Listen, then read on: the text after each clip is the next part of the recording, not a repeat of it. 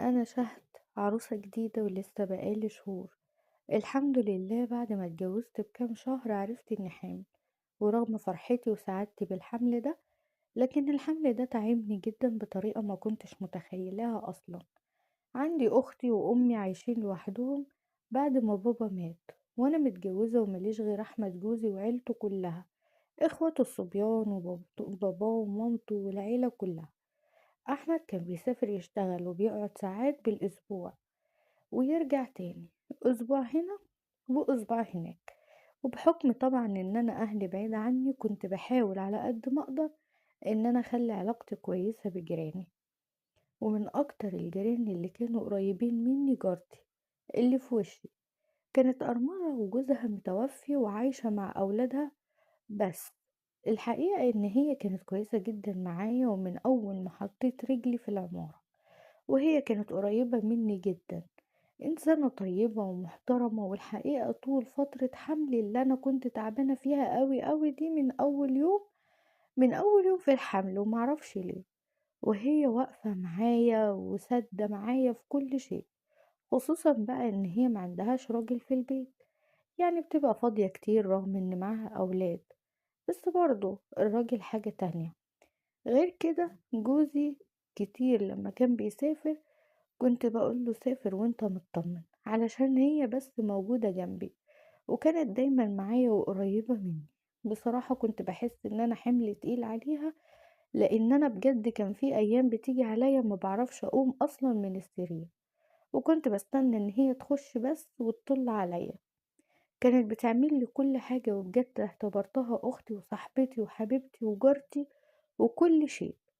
وقلت ان انا طلعت بيها من العمارة دي كلها أقرب واحدة ليا، وفعلا كنت بحبها من قلبي. المهم من كتر المرات اللي هي كانت بتجيلي البيت وأنا ما كنتش ببقى قادرة أصلا إن أنا أقوم، وخصوصا في فترة تعبي وأحمد مسافر لما تقريبا كنت في نص الحمل، فكرت في فكرة إن أنا أديلها مفتاح لشقتي علشان تفتح وتدخل في أي وقت، تدخل على طول وأنا ما عنديش أي حد طبعا. الكلام ده لما بيكون أحمد جوزي مسافر. واديت لها فعلا المفتاح بعد ما قلت لأحمد، وهو ما اتكلمش لأنه كان عارف قد ايه ان جارتي دي قريبة مني، وان هي فعلا اللي بتساعدني ومراعياني وهو مش موجود. ومن هنا علاقتنا قربت من بعض أكتر وأكتر، وكانت بتيجي تعمل لي كل حاجة من شغل البيت، ولو كنت عايزة أي حاجة وقلت لها عليها حتى لو أحمد مش معايا كانت ممكن فورا تنزل تجيبها لي. وطول الوقت بقى يا إما هي قاعدة معايا بتتكلم معايا وبندردش سوا، يا إما بتعمل لي حاجة من طلباتي الكتير. حتى متابعات الدكتور كانت هي اللي دايما بتروح معايا. أنا أمي ست كبيرة وتعبانة ومريضة، وأختي عندها كليتها وبتشتغل كمان علشان تساعد نفسها، رغم إن احنا ظروفنا كويسة بس ده اللي حاصل. فطبعا مش هقول لأمي تعالي واختي وما يبقوش فاضيين، واختي بتبقى مشغولة، فكنت دايما جارتي هي اللي بتيجي معايا. بعيدا بقى عن أحمد خالص، كل ما يبقى عندي متابعة للدكتور تاخدني وتوديني للدكتور وترجعني من تاني وهكذا. عدت أيام كتير وصاحبتي دي هي اللي شايلاني. المهم في يوم لقيت أحمد جاي بيقولي إن هو مسافر كالعادة، يعني زي ما كان بيسافر في الفترة دي. انا كنت تعبانه قوي وخلاص، حاسه ان انا تقلت على جارتي قوي. مش معقول كده، دي كانها هي اختي واكتر كمان، ويمكن كمان اقول عليها امي. فقلت له طب وبعدين يا احمد، انا حاسه ان انا تقلت عليها زياده عن اللزوم. قال لي اعمل ايه؟ فقال لي اللي انت عايزاه. قلت له بس انا هروح عند ماما اقعد شويه في الفتره دي، ماما هتبقى معايا في البيت وماما بتعمل طلبات البيت، بس هي ما بتنزلش وما بتطلعش، واختي لما ببقى عايزة حاجة هتجيبها لي وهي جاية من الشغل، وشوية كده وشوية كده. المهم اخف شوية عن الست التعبانة معايا دي. قال لي خلاص يا حبيبتي ماشي، على العموم انا مسافر تقريبا 10 ايام، وهاخدك واوديكي عند مامتك وانا جاي حاجة اخدك. قلت له خلاص يا حبيبي ماشي. وجيت تاني يوم قبل بقى ما احمد يسافر كلمت جارتي دي، وهي عندي كالعادة زي كل يوم بتتكلم معايا، وقلت لها بصي، أنا هروح عند ماما 10 أيام وهاجي. هاجي تاني لما أحمد يسافر ويرجع من السفر هيجي ياخدني. لقيتها كده وشها اتغير واتقلب، وحسيت بابتسامة كده على وشها وعصافير كده بتلف حوالين منها. فأنا استغربت بصراحة وقلت لها مالك انتي، شايفاكي بتضحكي، في حاجة ولا ايه؟ قالت لي لا والله يا حبيبتي قلبي انا مفيش حاجة، ده انا بس علشان خاطر انتي بتقولي ان انتي رايحة لماما. قلت لها طيب انا اللي افرح، انتي فرحانة ليه؟ بصراحة حاجة غريبة. قالت لي طبعا فرحانة لك يا قلبي، والله ما قصدي حاجة. الصراحة انا وقتها حسيت ان هي فرحانة ان انا ماشية علشان ترتاح مني شوية، ومن كتر ما انا فعلا ما هي شايلاني من على الارض شيل. وقلت لنفسي يا بنتي أعديها عادي، يا عالم ايه اللي حاصل وقتها. قالت لي طب انتي هتقعدي قد ايه وبتسألني تاني؟ قلت لها 10 أيام. 10 أيام إن شاء الله، وأحمد وهو راجع هياخدني.